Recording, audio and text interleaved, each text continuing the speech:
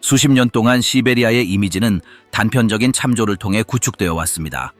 어떤 이들은 시베리아를 황량한 풍경과 연관시키고, 어떤 이들은 1908년 우스티 퉁구스카 강 유역 폭발 사고와 같은 고립된 현상과 연관시킵니다. 이러한 사건들은 미스터리로 점철된 인식을 더욱 공고히 하는 데 기여했습니다. 이러한 묘사의 일부는 유럽과 아시아 사이에 위치한 시베리아의 지리적 위치에 기반을 두고 있으며, 이는 시베리아를 두 문화 공간의 상징적인 경계로 만들었습니다.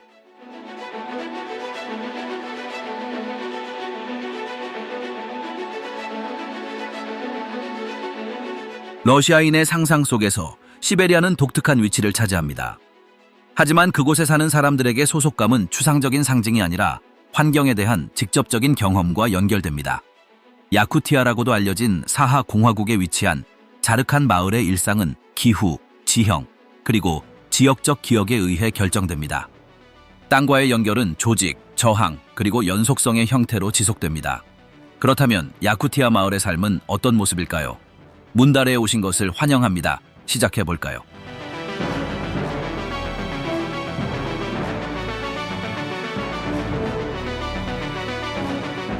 지도에서 보기, 기원, 고립, 그리고 영토 작은 마을 자르칸은 사하 공화국 중심부의 거대한 자연적 저지대에 위치해 있습니다. 이 지역은 순타르 행정구역에 속하며 여러 방향으로 시야를 제한하는 낮은 고지대에 둘러싸여 있습니다. 이 분지 모양의 지형은 여러 세대 전 지질학적 변형으로 형성되었으며, 그 흔적은 지금도 지형에서 뚜렷하게 확인할 수 있습니다.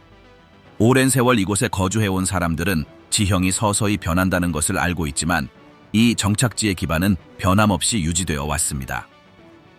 이 지역의 이름은 20세기 중반 이후 공식 문서에 등장하지만, 양치기와 사냥꾼들이 이용했던 길이 존재했다는 사실은 영구 정착지로 지정되기 전부터 사람이 거주했음을 시사합니다. 지역 행정 기록에 따르면 자르칸은 당시 중앙정부가 추진한 농촌 확장 과정에서 공식적으로 인정받았습니다. 자르칸을 영토 조직 체계 내에서 고정된 지점으로 정한 것은 전략적 위치와 주변 자원의 활용과 관련된 기준에 따른 것이었습니다. 정착지로 공식화될 당시에는 복잡한 도시 구조나 명확한 물리적 경계가 존재하지 않았습니다. 가족 단위로 모여있는 수원과 고대 도로로 통하는 길 근처에 위치한 흩어져 있는 집들이 존재했습니다. 최초의 건물을 어디에 지을지는 토양의 특성, 풍향, 그리고 근처에서 구할 수 있는 장작의 양을 고려하여 결정되었습니다. 시간이 지남에 따라 분산된 집들은 더욱 통합된 구조를 형성했지만 도시 인구 밀도는 이르지 못했습니다. 정착지 주변 환경은 습지와 낮은 초목으로 덮인 단단한 땅이 번갈아 나타나는 것이 특징입니다. 주요 지리적 특징은 계절적 변화를 보이는 열카르스트 지형에서 유래한 자연 함몰지인 소위 알라시스, 아라세스입니다. 이러한 알라시스 중 일부는 해빙기에 물로 채워져 계절에 따라 모양과 크기가 변하는 일시적인 수역을 형성합니다. 다른 알라시스는 오랫동안 건조한 상태를 유지하며 역사적으로 농경지나 방목지로 사용되었습니다. 지역 주민들은 지난 몇 년간 토양의 안정성과 물의 움직임을 바탕으로 각 용도에 적합한 절벽을 식별하는 법을 익혔습니다. 마을 주변의 농업 확장은 이 절벽을 중심으로 이루어졌습니다. 일부는 기질의 질에 따라 제약을 받긴 했지만 임시 경작지로 전환되었습니다. 다른 절벽들은 따뜻한 계절 동안 가축 사육의 거점으로 사용되었습니다. 토양의 이러한 집약적인 이용은 토양 조건이 시시각각 변하여 생산 방식에 적응해야 했기 때문에 결코 영구적이지 않았습니다.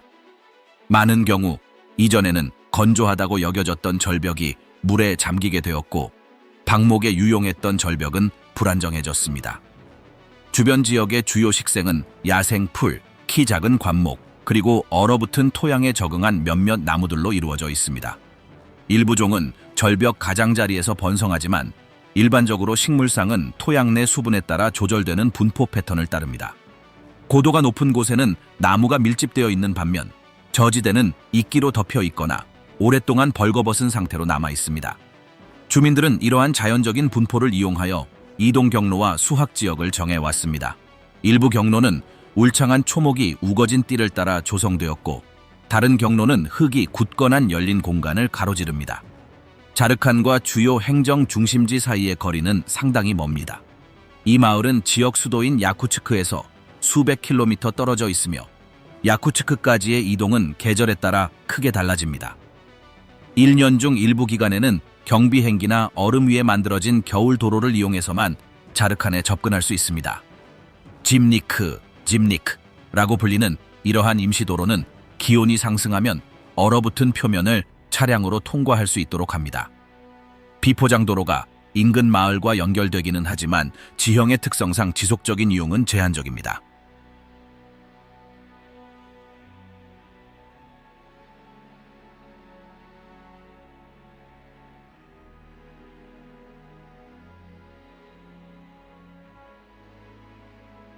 기능적 건축, 구조와 환경 적응 자르칸의 전통 가옥은 수세기에 걸쳐 지형과 주변 환경에 적응해온 엄격한 실용주의적 논리를 따릅니다. 이 지역 원주민이 지은 가장 오래된 가옥들은 나무 기단 위에 수평으로 놓인 통나무를 사용하여 지어졌으며 모서리는 손으로 깎아 조립했습니다. 재료 선택은 미적인 선호도가 아닌 현지 조달 가능성을 고려했습니다. 벽은 이 지역 숲에 풍부한 낙엽송이나 소나무로 만들어졌습니다.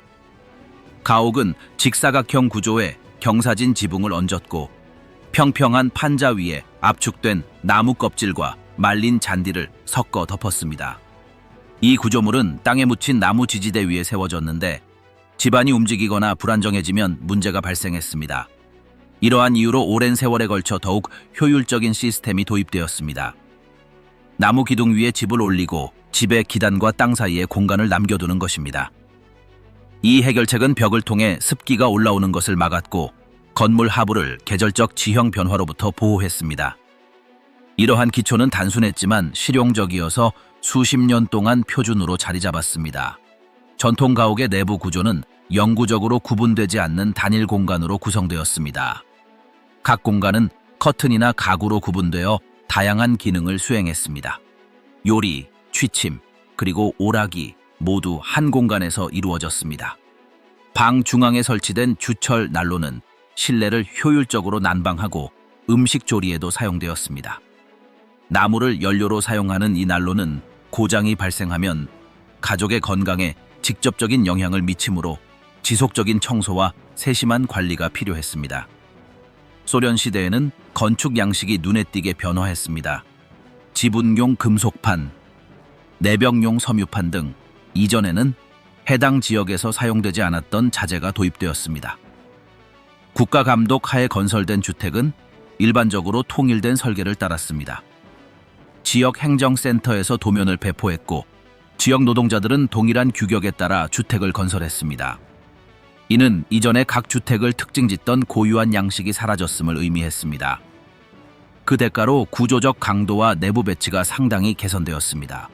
소브호즈 시대에 지어진 주택들은 하나의 다기능 공간 대신 작은 복도로 연결된 두세 개의 방으로 나뉘었습니다.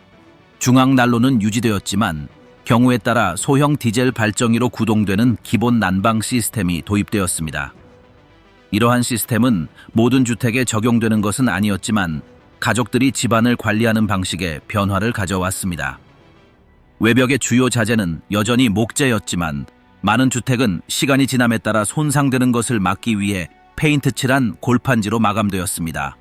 공공용도로 사용되던 건물들 또한 이 시기에 개조되었습니다. 지역 클럽, 초등학교, 소규모 지역 행정실, 진료소는 모두 비슷한 모형을 따라 지어졌습니다. 박공 지붕, 유화 페인트를 칠한 판자벽, 흰색 틀이 있는 직사각형 창문이 특징이었습니다.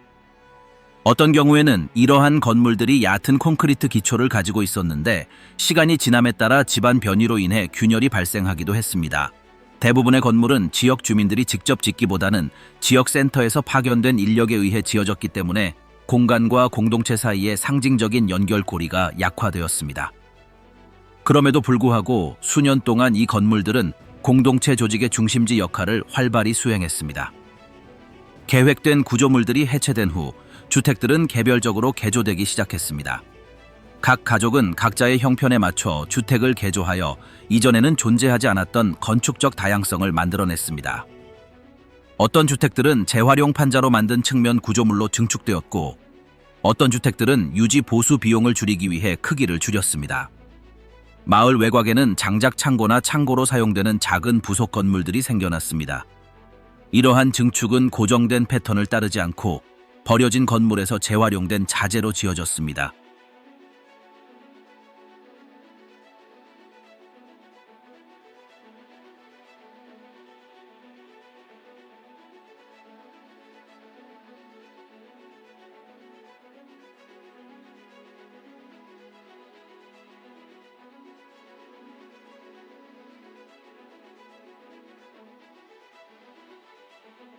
새로운 에너지원의 도입은 더디고 고르지 않았습니다.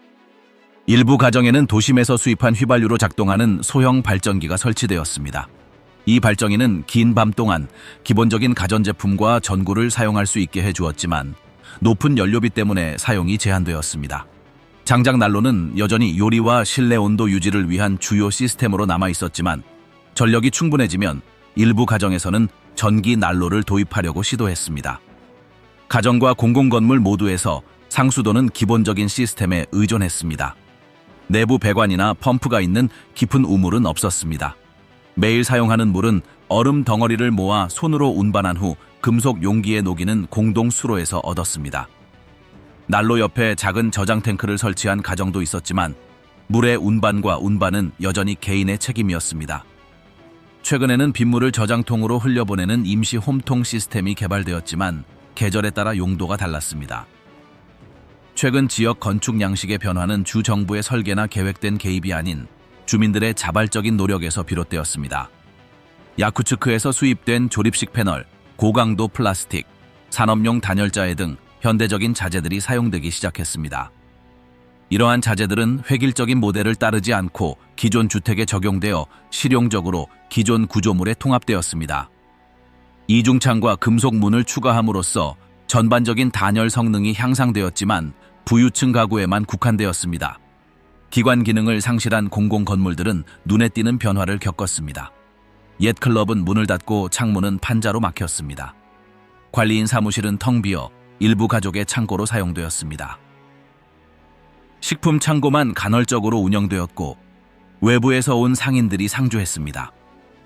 사용하지 않는 건물들은 빠르게 노후화되었고 일부는 재사용을 위해 완전히 해체되었습니다. 이로 인해 작업장, 버려진 건물, 그리고 일부 폐허가 공존하는 파편화된 풍경이 형성되었습니다. 건축 구조와 공동체의 논리 사이의 연결 또한 변화했습니다. 조직적인 여단이 건설한 건물 대신 새로운 배치는 가족 네트워크를 기반으로 합니다. 구조 요소의 수리, 확장 또는 교체는 소규모 그룹이 전문 도구 없이 수행하는 경우가 많습니다. 적합한 자재가 부족함에 따라 산업용 방수포를 외장재로 사용하거나 폐기된 농업기계의 금속 부품을 지붕 보강재로 활용하는 등 창의적인 해결책이 제시되었습니다. 마을의 물리적 변화는 개별 건물뿐만 아니라 공유 공간에서도 뚜렷하게 드러납니다. 한때 클럽, 학교, 사무실을 잇는 정기적인 차량 통행으로 구획되었던 거리는 본래의 기능을 잃었습니다. 건물의 배치는 모호해졌고 일부 길은 잔해나 임시 울타리로 막혔습니다. 이로 인해 공적 영역과 사적 영역의 경계가 불분명한 새로운 공간적 분포가 형성되었습니다. 공용 공간은 나무 장벽이나 재활용 철조망으로 보호되는 밀폐된 공간으로 대체되었습니다. 자칸의 건축은 미적 비전이나 일반적인 디자인 원칙에 따라 설계되지 않았습니다. 자재의 가용성, 경제적 제약, 그리고 각 가족의 기술적 지식에 따라 결정된 여러 가지 실질적인 결정들이 축적된 결과입니다. 그의 건축물의 진화는 국가 개입의 역사와 중앙 계획이 없는 환경에 대한 자율적인 적응을 모두 반영합니다.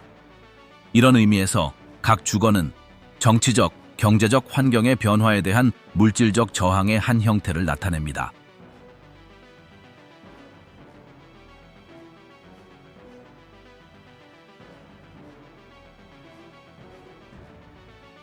야쿠트워 대 러시아어 사라진 언어의 역사.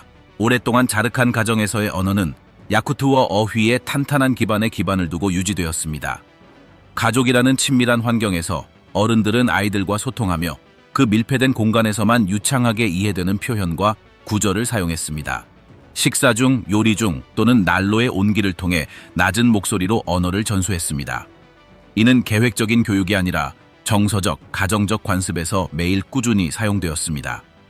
대화는 일상적인 일, 식사, 공동생활 규칙, 방문, 친족 관계에 관한 것이었습니다. 모든 것은 야쿠트어로 이루어졌으며 변형이나 번역은 없었습니다. 어른들은 제도적 환경이 다른 규범을 요구할 때에도 이러한 표현 방식을 유지했습니다. 서로 대화하거나 옛 일화를 이야기하거나 어린 손주들과 이야기할 때 그들은 외국어를 피하고 감사, 경고 또는 추억을 표현할 때 전통적인 표현을 사용했습니다. 이러한 언어적 고착은 의도적인 보존 노력의 결과가 아니라 오히려 깊이 뿌리 박힌 습관에서 비롯되었습니다. 외부 세계가 다른 구조를 강요하기 시작했지만 언어는 끊임없이 유포되었습니다. 아이들은 공식 교육 시스템에 진입하는 순간부터 낯선 단어들에 둘러싸여 있었습니다. 규칙과 시간표가 있는 학교는 오로지 러시아어로만 운영되었습니다. 교사의 지시, 읽기 교재, 시험은 모두 러시아어 사용자들을 위해 고안되었습니다. 야쿠트 출신 학생들은 이러한 환경에 빠르게 적응해야 했습니다. 많은 학생들이 완전히 이해하지 못한 채 구절을 암기했고 어떤 학생들은 일상생활과 관련 없는 소리를 따라 하려고 애썼습니다. 교실 언어와 가정 언어의 차이는 눈에 띄는 차이를 만들어냈습니다. 교실 안에서는 현지 발음이 교정되었고 모국어 사용은 벌점을 받았습니다. 어떤 학생들은 실수를 하거나 억양 때문에 놀림받을까봐 수업 시간에 말하기를 꺼렸습니다. 학업 평가는 외국어 구조를 재현하는 능력에 의존했을 뿐 학생들이 집에서 가져온 지식에 대한 평가는 고려되지 않았습니다. 시간이 흐르면서 이러한 역동성은 많은 아이들이 모국어를 인식하는 방식에 영향을 미쳤습니다. 서면 사례는 이러한 변화를 더욱 분명하게 보여주었습니다. 야쿠트어 문자는 비공식적인 편지나 몇 가지 개인적인 메모 정도로 제한적으로 사용되었습니다. 공적인 삶에서는 거의 모든 문서를 러시아어로 작성해야 했습니다. 양식, 신청서, 증명서, 기록은 키릴 문자와 러시아어 문법에 대한 전문적인 지식을 요구했습니다. 결과적으로 많은 유창한 야쿠트어 화자들이 모국어를 완전히 읽고 쓸 수 있는 능력은 갖추지 못한 채 강요된 언어에 부분적으로만 능숙해졌습니다. 이러한 불균형은 야쿠트어로 된 서면 자료의 부족으로 인해 더욱 심화되었습니다. 지역신문, 학교 도서관, 안내 포스터는 러시아어를 선호했습니다. 모국어로 된 출판물은 드물었고 종종 구하기 어려웠습니다. 야쿠트어로 된 매뉴얼이나 팸플릿을 제작하려는 시도는 자금 부족이나 다른 사업에 우선순위를 두는 행정적 결정으로 인해 무산되었습니다. 이러한 장려 부족은 모국어로 읽고 쓰는 관행을 더욱 위축시켰습니다. 공식 정책은 이러한 변화에 지속적으로 기여했습니다. 소련 시대 교육, 통신, 행정을 담당하는 기관들은 국가 응집력의 언어로 러시아어를 널리 사용하도록 장려했습니다. 러시아어는 진보 지식 접근, 그리고 현대성과의 연결을 위한 도구로 제시되었습니다. 러시아어를 배우는 것은 특정 직업에 진출하고 공식 기관에 들어가고 교육받은 시민으로 인정받기 위한 필수 조건이었습니다. 이러한 논리는 시골, 고대 또는 감상적인 환경에서만 사용되는 것으로 여겨졌던 야쿠트어를 점차 폐기하는 결과를 낳았습니다. 어떤 단계에서는 특히 민속이나 문화 행사에서 제한적인 형태의 이중 언어 사용이 허용되었습니다. 그러나 이러한 관행은 이러한 일반적인 추세를 거스르지 못했습니다. 야쿠트어는 소외된 지역에서는 용인되었지만 권력과 의사결정의 중심지에서는 배제되었습니다. 관공서, 법원, 고등교육기관, 그리고 대중매체는 오직 러시아어만 사용했습니다. 결과적으로 야쿠트어는 공식적인 인정이나 효과적인 기능 없이 종속적인 지위로 전락했습니다.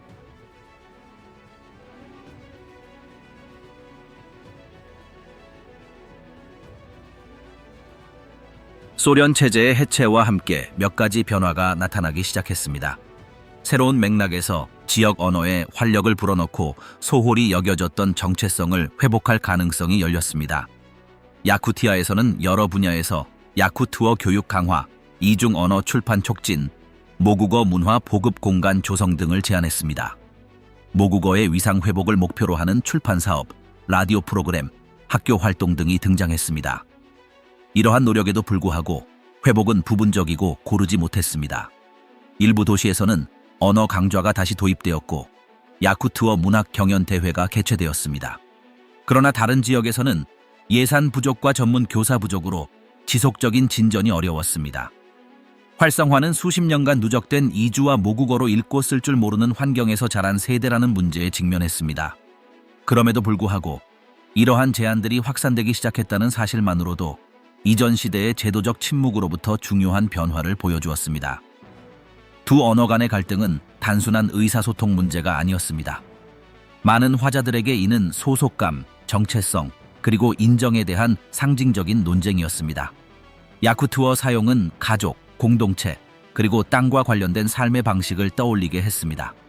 반면 러시아어는 국가기구, 공식적인 위계, 그리고 멀리 떨어진 중심지에서 부과된 규범을 상징했습니다. 이러한 긴장은 항상 명시적인 것은 아니었지만 일상적인 몸짓, 결정, 그리고 감정으로 드러났습니다. 자녀에게 말을 걸 때, 편지에 답장할 때 또는 공청회에 참석할 때 언어를 선택함으로써 사람들은 이 논쟁에서 어떻게 자신의 위치를 정할지 결정하기도 했습니다. 어떤 가정에서는 부모들이 자녀에게 러시아어로 말하기 시작했는데 이는 자녀에게 더 많은 기회를 열어줄 것이라고 확신했기 때문입니다. 그렇게 함으로써 그들은 의도치 않게 야쿠투어의 전승고리를 끊어버렸습니다. 다른 사람들은 집에서는 야쿠투어를, 밖에서는 러시아어를 사용하며 두 가지 언어의 어순을 모두 유지하려고 했습니다. 이러한 전략은 점점 더 좁은 영역으로 밀려나긴 했지만 원어를 유지할 수 있게 해주었습니다. 언어 선택은 이전 경험, 미래의 기대, 그리고 외부 압력에 의해 형성되는 끊임없는 협상의 일부가 되었습니다. 오늘날 야쿠투어는 일상생활에서 여전히 사용되고 있지만 과거보다 활력은 다소 떨어졌습니다.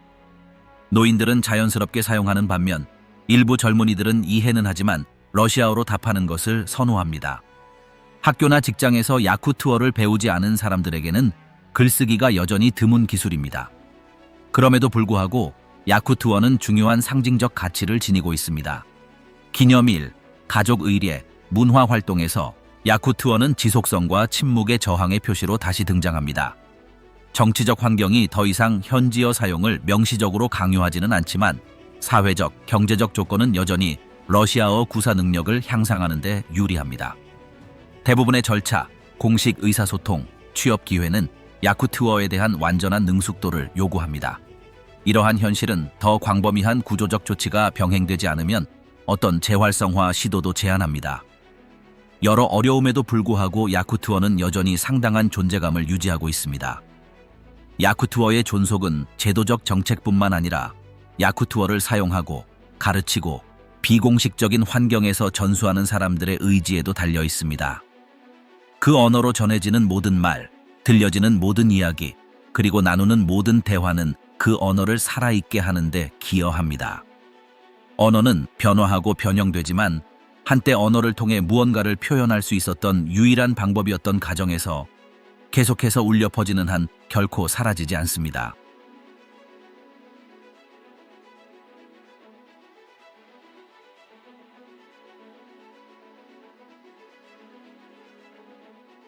계획노동. 소프호주 시대 자르한에서는 소프호주 제도 시행으로 노동 구조가 급진적으로 변화했습니다. 소련 중앙정부가 추진한 이 모델은 지역사회와 생산수단 간의 관계를 완전히 바꾸어 놓았습니다. 집단화는 경제체제의 변화일 뿐만 아니라 일상생활의 시간, 리듬, 그리고 위계 질서의 재편이기도 했습니다. 자르한의 소프호주 조직은 국가기관 최고위층에서 시작된 엄격한 기능 분담과 연간 계획을 수반했습니다. 매년 야쿠츠크와 모스크바에서 받은 지침을 바탕으로 생산 목표가 설정되었습니다. 농업 달력은 정확하게 작성되었고 모든 활동은 할당된 목표 달성에 종속되었습니다. 작업 시즌은 각 지역의 수장들이 회의를 통해 프로그램을 발표하고 참여 가능한 팀들에게 업무를 분배하는 것으로 시작되었습니다.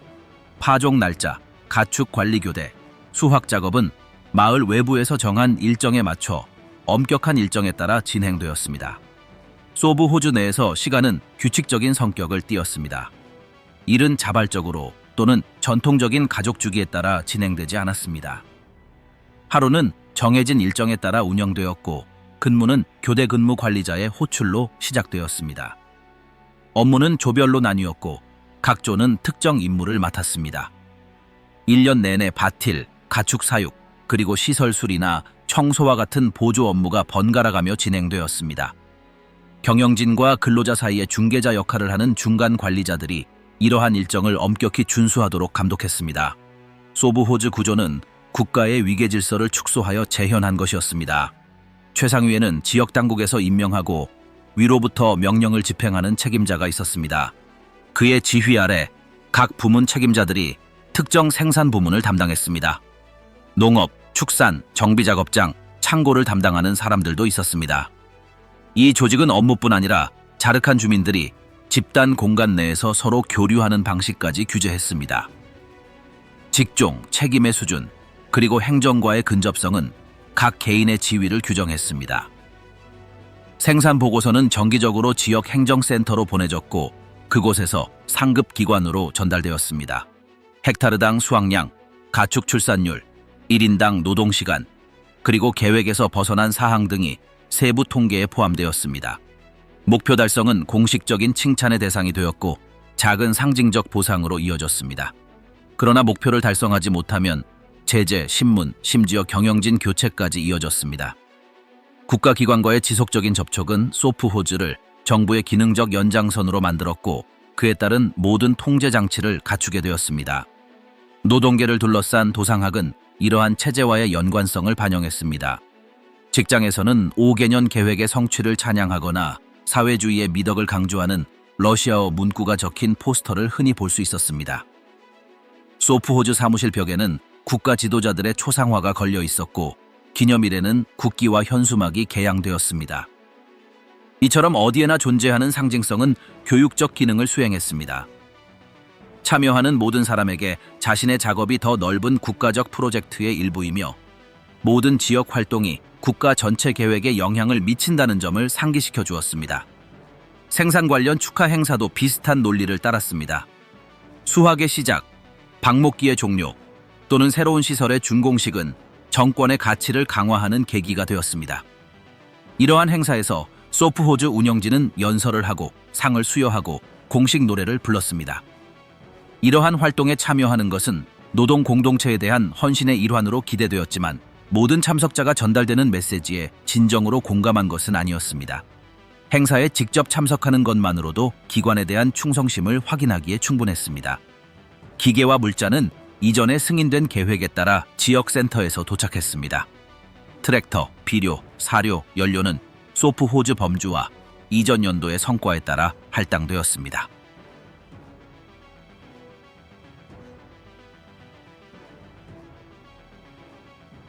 국가 도구로서의 학교 정착지 한가운데에는 두꺼운 판자로 지어지고 흰색 페인트가 칠해진 직사각형 단층 건물이 서 있었습니다. 이 건물은 학년 내내 학교로 사용되었습니다. 건물 내부에는 4개의 교실, 중앙복도, 교직원을 위한 작은 사무실, 그리고 교재와 자주 사용하는 물건들을 보관하는 창고가 있었습니다. 대부분 남쪽을 향한 창문은 이동식 셔터로 덮여 있었고 내부문은 단단한 나무로 만들어졌습니다. 교실에는 나무 책상들이 나란히 줄지어 있었고 앞쪽 벽에는 칠판이 있었으며 한쪽 구석에는 지붕을 관통하는 긴 파이프에 연결된 주철 난로가 설치되어 있었습니다. 가구는 1년 내내 바뀌지 않았습니다. 각 책상은 알파벳 순으로 배정되었고 학생들은 학년 내내 그 책상들을 사용했습니다. 미완성된 판자 바닥은 걸음을 옮길 때마다 삐걱거렸고 복도는 조용했습니다. 교사는 간략한 지시와 익힌 몸짓으로 교실 사이의 흐름을 조절하며 복도를 감시했습니다. 교실에 들어가려면 공식적인 절차가 필요했습니다. 매일 교사를 맞이하는 것으로 하루를 시작하고 그 다음에는 깨끗하고 완벽한 교복을 눈으로 확인하는 순서가 이어졌습니다. 교사는 단순히 교과목을 가르치는 것이 아니라 학문적 내용을 넘어서는 국가적 권위를 구현하는 존재였습니다. 교사라는 인물은 이념적 책임과 연결되어 있었으며 이는 중앙정부 규정에 의해 확립되었고 행정수도에서 보낸 자료로 더욱 강화되었습니다. 이 인물은 지식과 규율을 모두 상징했으며 학생들의 행동, 몸짓, 수업 자세, 그리고 집중력까지 엄격하게 통제했습니다. 아이들의 정치적, 도덕적 미래가 교사의 손에 달려 있었기에 지역사회에서는 교사에게 의사나 정당 대표와 같은 위신을 부여하는 것이 일반적이었습니다. 매주 정해진 교과목 일정이 있었습니다. 저학년에서는 매일 수학 수업을 듣고 이어서 독해, 역사, 자연 과학 수업을 들었습니다. 학년이 올라가면서 지리, 시민, 체육, 공예가 추가되었습니다. 모든 교과목은 고학년에서 분산되어 지역 상황에 맞춰 조정된 중앙 집중식 교육 과정을 따랐습니다. 숙제는 수행, 규율, 참여를 모두 고려한 채점 시스템을 기반으로 평가되었습니다. 행동 통제는 학교 일상의 일부였습니다. 학생들은 규칙을 어길 경우 구두로 질책을 받았고 상습 위반자는 교사가 잠그는 공책에 기록되었습니다. 징계에는 칠판 옆에 몇 분 동안 서 있거나 이념 관련 텍스트에서 발췌한 내용을 베껴 쓰는 것이 포함될 수 있었습니다. 특별한 경우에는 상습적으로 위법 행위를 저지른 학생들의 이름이 공개적으로 낭독되었습니다. 표창 또한 중요한 의미를 가졌습니다. 학기 말 행사에서 최우수 학생은 호명되었고 건물 복도에 있는 벽화에 그들의 이름이 등장했습니다. 학교 달력은 3개의 정해진 기간으로 나뉘었습니다. 첫 번째 기간은 9월 초에 시작하여 12월 중순까지 이어졌습니다. 그 후 두 번째 기간 전에 짧은 방학이 이어졌고 두 번째 기간은 3월 말까지 이어졌습니다. 세 번째 기간은 더 짧았고 5월 말에 끝났습니다. 학기 초에는 개회식이 거행되어 공식 국가가 연주되고 기관의 메시지가 담긴 단체 낭독이 진행되었습니다. 주 달력에 표시된 기념일에는 애국심과 국가 사업에 대한 소속감을 강화하기 위해 수업 일상을 잠시 중단하는 특별 활동이 이루어졌습니다. 교실에는 시각적 상징물이 끊임없이 사용되었습니다. 각 교실의 정면 벽 칠판 위에는 당시 주요 정치인들의 초상화가 걸려 있었습니다. 그 옆에는 정당의 상징, 깃발, 그리고 선명한 글씨로 쓰인 슬로건이 적힌 현수막이 걸려 있었습니다. 모든 활동 시간에는 학생들이 공식 교육 과정의 일부로 암기한 이념적 문구를 낭송했습니다. 교사는 이러한 활동을 감독하여 음조 오류나 낭송 내용과의 차이를 수정했습니다. 경우에 따라 외부 대표단이 학교를 방문하여 이러한 상징적 표현의 정확성을 검증했습니다.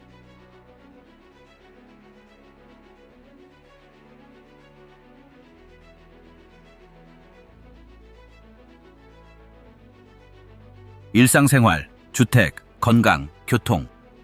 자르칸족의 일상생활에서 일상생활과 관련된 일들은 현대적인 편의 시설이 있는 것이 아니라 외딴 시골 환경에 맞춰 조정된 해결책으로 나타납니다. 가족들은 집을 거주 가능한 상태로 유지하는 데 상당한 시간을 소비합니다.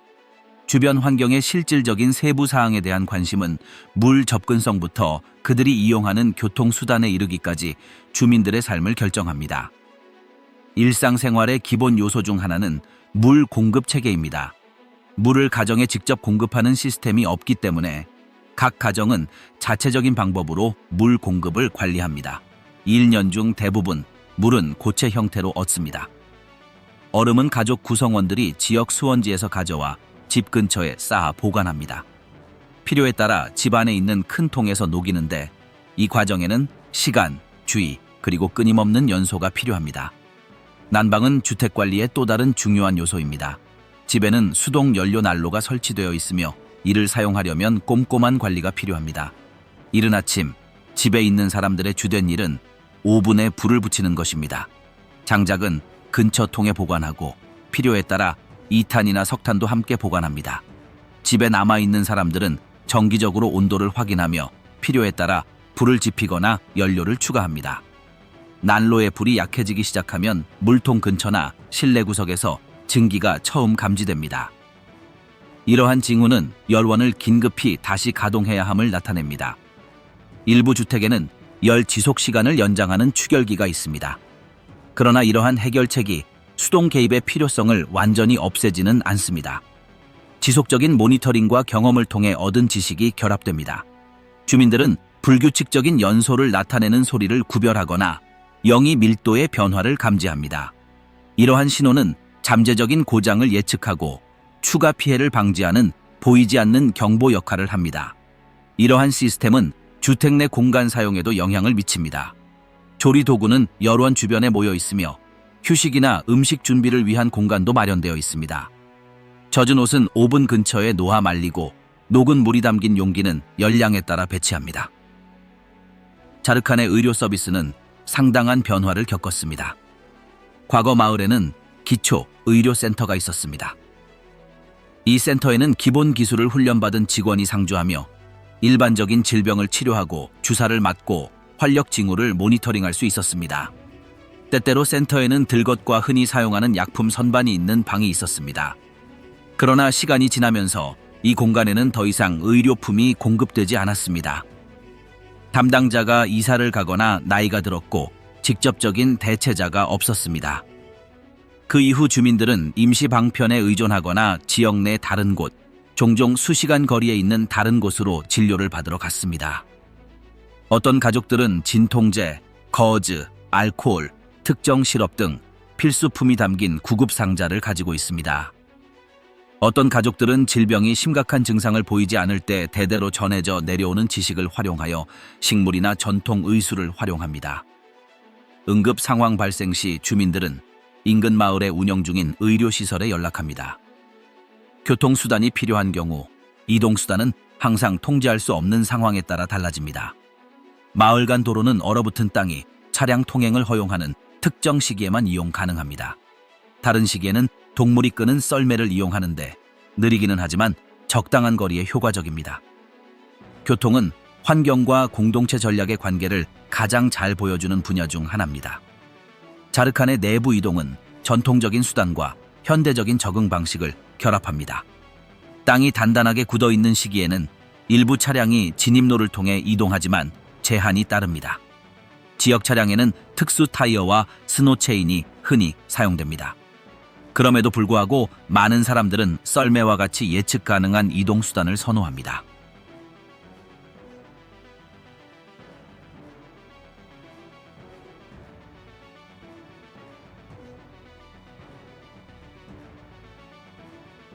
이 썰매는 말이나 훈련된 개가 끕니다. 길은 잘 정돈되어 있으며 가족들은 정착지의 주요 지점들 사이에 안전한 길을 알고 있습니다. 계절마다 지형에 따라 길이 바뀌기 때문에 젊은이들은 길이 안전한지 미리 확인하러 갑니다. 눈이 쌓이거나 표면이 변하면 도로가 몇 주 동안 폐쇄될 수 있습니다. 자르칸, 디자르칸 지역 내에서는 짐을 다루는 동물에게 맡겨진 일도 있습니다. 말은 개인 교통수단 이상의 역할을 합니다. 많은 말이 장작, 물, 농산물을 운반하는 데 사용됩니다. 특히 가족이 작은 창고나 물품 보관소를 가지고 있는 지역에서는 말이 흔히 볼 수 있습니다. 일부 주민들은 썰매에 적합하도록 개들을 키우고 장거리 이동을 견딜 수 있도록 특정 환경에서 키웁니다.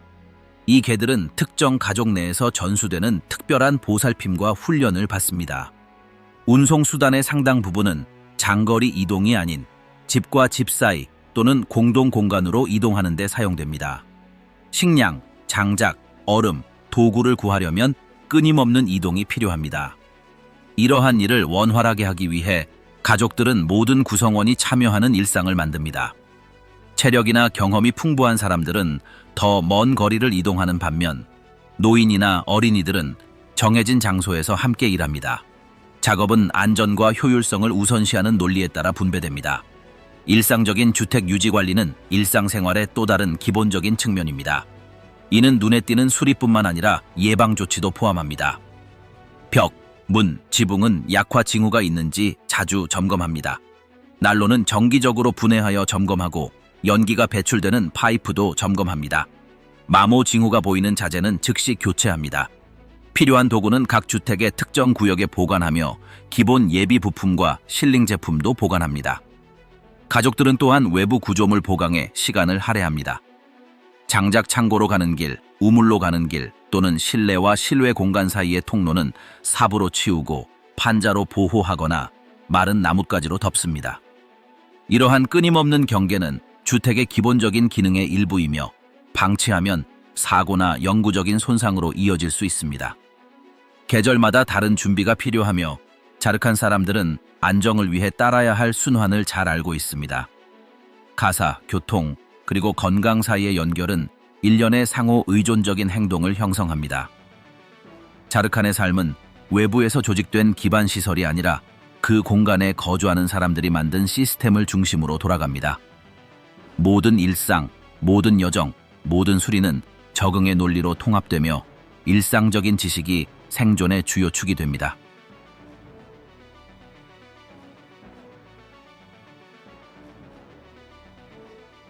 철수 후의 침묵. 체제 붕괴와 국가와해 자르칸의 생산 및 행정 활동을 조직했던 구조는 대체 계획 없이 해체되었습니다.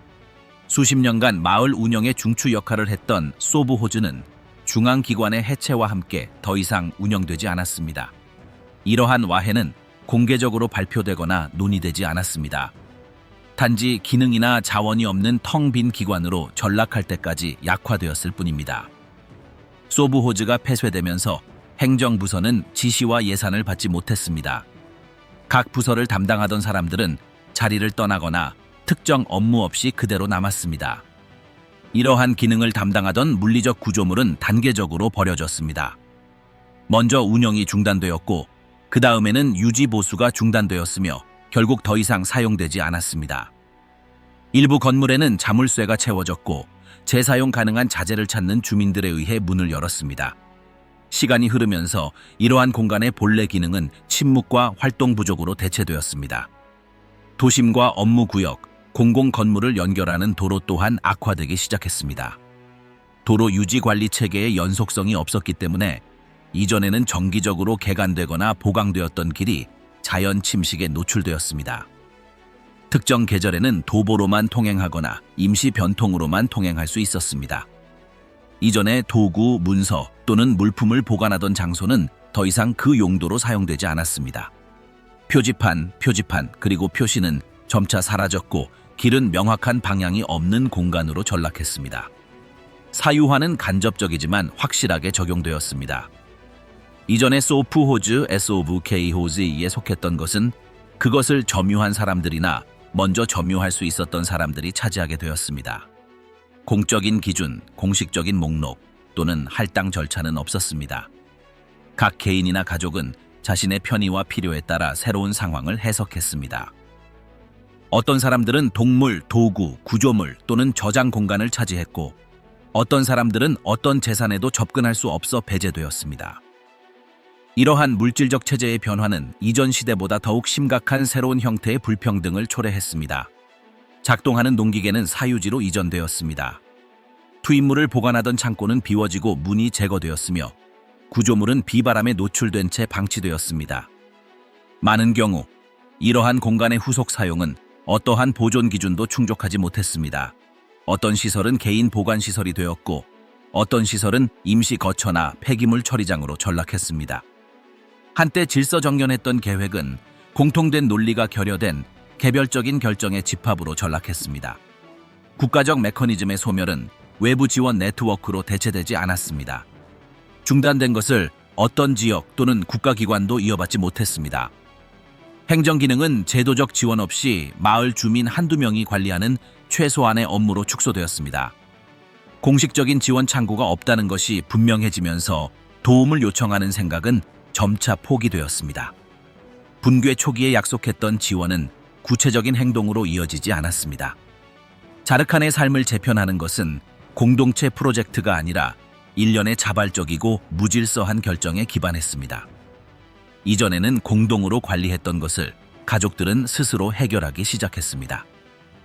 조정이 필요한 활동은 파편화되었습니다. 각 단위는 자체적인 생산, 교환, 생계 체계를 확립했습니다. 이러한 분산 논리는 모순적인 상황을 만들어냈습니다. 어떤 경우에는 성공적인 적응을 이루었지만 다른 경우에는 공동 공간이나 자원의 사용을 둘러싼 갈등으로 이어졌습니다. 기존의 관리 또는 할당표는 제거, 파기 또는 재사용되었습니다.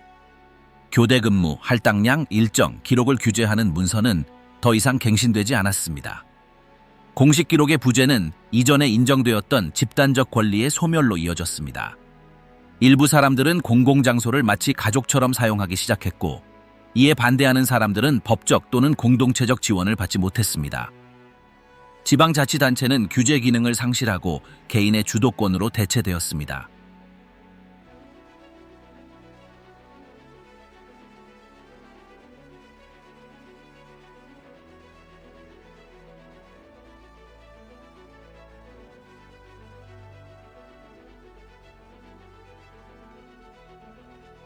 폐허 속의 자부심, 기억, 노래, 그리고 소속감, 수십 년 동안 자르칸에 사는 목소리들은 입소문으로 전해진 공유된 이야기의 단편들을 간직해왔습니다.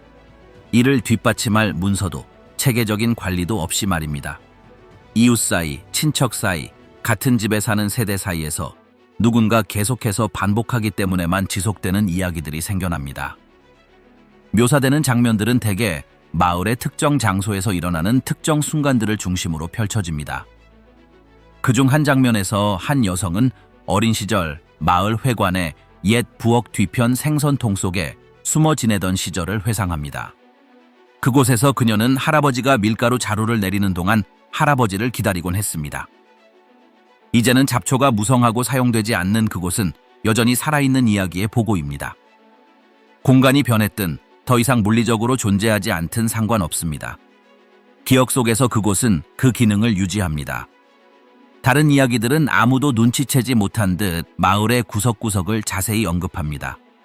한 노인 주민은 강변에 있는 한 지역을 자주 언급하는데 그곳은 동네 아이들이 오후에 진흙탕에서 놀던 곳이라고 합니다. 그녀는 빵집 근처에 있는 지역 라디오 방송국 창문을 통해 들려오는 노래소리가 그곳에서 들렸다고 주장합니다. 다른 누구도 이를 확인해 주지는 않지만 그녀는 아이들이 그곳에서 어른들도 아는 멜로디를 불렀고 어떤 곡은 마을 축제 때 반복되었다고 주장합니다. 어떤 노래들은 습관적으로 반복되기도 하지만 여전히 작은 파티나 가족 모임에서 불립니다. 이 노래들의 작자나 정해진 구조는 알려져 있지 않습니다. 어떤 노래는 해질녘, 호숫가 나무들 위로 해가 지면서 어머니가 아이들을 부르는 모습을 묘사합니다. 또 다른 노래는 느린 리듬으로 지역 동물과 과일의 이름을 언급하며 느린 박수소리나 즉흥 연주가 함께하는 경우가 많습니다. 기억하는 사람들의 가사가 항상 일치하는 것은 아니지만 기본적인 멜로디는 그대로 유지됩니다. 녹음도, 악보도, 형식화하려는 시도도 없습니다. 노래의 존재는 오로지 이 노래를 반복하기로 선택한 사람들에게 달려 있습니다. 이러한 관행은 거의 눈에 띄지 않게 유지됩니다. 아무도 이를 문화적 기록 보관소의 일부로 혹은 공식적인 전통으로 내세우지 않습니다. 오히려 일상생활의 일부입니다. 어른들이 난로 옆에서 휴식을 취하거나 여러 세대가 모여 생일 파티를 할 때처럼 고요한 순간에도 이러한 관행은 존재합니다. 어떤 젊은이들은 별 신경 쓰지 않고 귀 기울여 듣지만 나이 든 사람들은 이를 반복해서 말합니다. 무언가를 가르치려는 방식이 아니라 습관적인 분위기의 일부로 말입니다. 어떤 집에서는, 특히 장기 거주자들 사이에서는 비록 낡았지만 여전히 눈에 띄는 자리를 차지하고 있는 물건들이 있습니다. 한 여성은 어머니가 처사이를 낳았을 때 벽에 걸어두었던 마른 나뭇가지로 만든 조형물을 붉은 실로 묶어 보관합니다. 그녀는 이 조형물이 신생아를 보호하는 역할을 했으며 일단 설치되면 만져서는 안 된다고 주장합니다. 다른 사람들은 이러한 관행을 따르지 않지만 이 조형물은 깨끗하고 먼지 하나 없이 그대로 남아 있습니다. 액자 없는 사진, 수놓은 천조각 또는 한때 약을 보관하는 데 사용되었던 작은 금속 용기를 보관하는 사람들도 있습니다. 이러한 요소들은 경제적 가치가 없으며 장식적인 논리에도 어긋나지 않습니다. 그들은 누군가 그곳에 남아야 한다고 결정했기에 그곳에 있습니다. 마을의 공간, 심지어 가장 황폐해진 공간조차도 소속감과 연관되어 있습니다. 어떤 주민들은 다른 곳에서는 살 수 없다고 주장합니다. 그들은 이를 단순하고 극적인 표현으로 설명합니다. 그들은 자르칸에서는 어떻게 돌아다녀야 하는지, 어디서 아는 사람을 만날 수 있는지, 언덕 너머로 해가 뜨는 시간을 안다고 말합니다. 이러한 말은 마을을 이상화하거나 현재 상태를 옹호하는 것이 아닙니다. 오히려 익숙한 장소, 모든 상황에도 불구하고 예측 가능한 환경에서 사는 것이 무엇을 의미하는지에 대한 실질적인 인식입니다. 공식적인 인정이나 제도적 보호 없이 이러한 침묵의 지속은 오로지 그곳에 남아있는 사람들의 의지에 의해 유지됩니다. 그들은 과거를 재건하거나 재창조하려 하지 않습니다. 그저 계속 살아갈 뿐입니다. 그리고 강조나 찬양, 비난 없이 이러한 연속성 속에 지역 정체성의 가장 안정적인 핵심이 자리 잡고 있습니다.